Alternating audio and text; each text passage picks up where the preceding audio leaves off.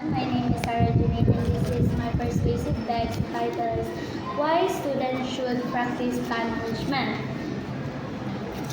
Many students struggle to pass their tasks on time not because they are incapable but because lack time management. Studies show that around 45% of students submit assignment late at least once a week. Is problematic and not all efficient. Many learners are starting to manage their time better. Why should we adopt the same habit? In my opinion,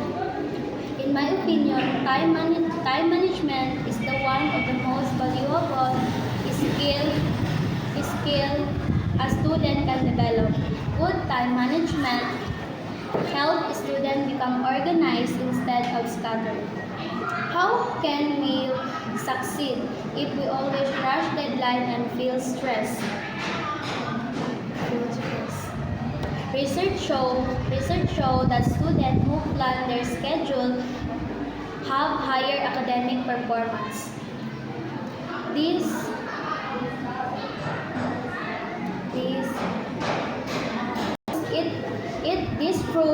This proves that time saves energy, effect, and success. Students who manage their time feel more capable and less overwhelmed. They become focused instead of distracted. Planning ahead also teach discipline and reduce procrastination. School promotes planning and reminders to help students stay on track. If so many students improve their routine through time management,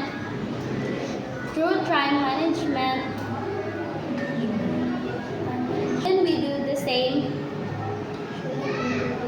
Studies show that writing daily to-do list can increase productivity by up 25%. In my opinion, time management is essential for becoming successful not only in school but in life.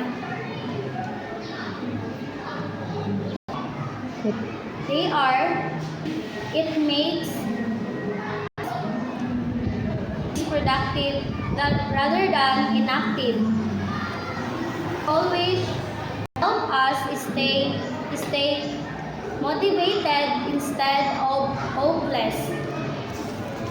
With good time habit, we can handle challenges with confidence. Should we do the same? Many young people are managing their time wisely. Isn't it time start managing our tools? Okay.